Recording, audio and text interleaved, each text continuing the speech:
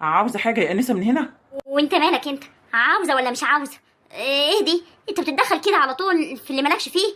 انا زهقت منك. مني ليه؟ او انا عملت لك ايه عشان تزهقي مني؟ وبعدين انا حابب اساعد مش اكتر. لا متشكرين، مش عاوزيني مساعده من حد. وبعدين ما تتكلمش معايا تاني يا راجل انت. ايه لا والله لا اقول لامي. هو فين الراجل اللي هنا يا عم اسماعيل؟ انا هنا هوت يا بنتي، تعالي. سيبها يا فريد، مالكش دعوه بيها.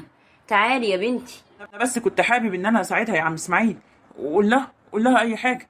هي مالها يعني جامده عليا قوي كده ليه؟ غريب جدا، انا مش فاهمه الصراحه يا عم اسماعيل. الشيء اللي ورايا دوت ماشي ورايا في كل حته. ده انا على طول كل ما افتح الباب فوق عند ست حسنات الاقيه قاعد قدام الباب. اقول له من فضلك يبطل اللي هو بيعمله ده. لا لا والله هقول لامي. اتفضل يا عم اسماعيل، الفلوس هي بتاعت الليمون، امي بعتها لك. بالله عليك يا عم اسماعيل وصيها عليا. قول لها ان انا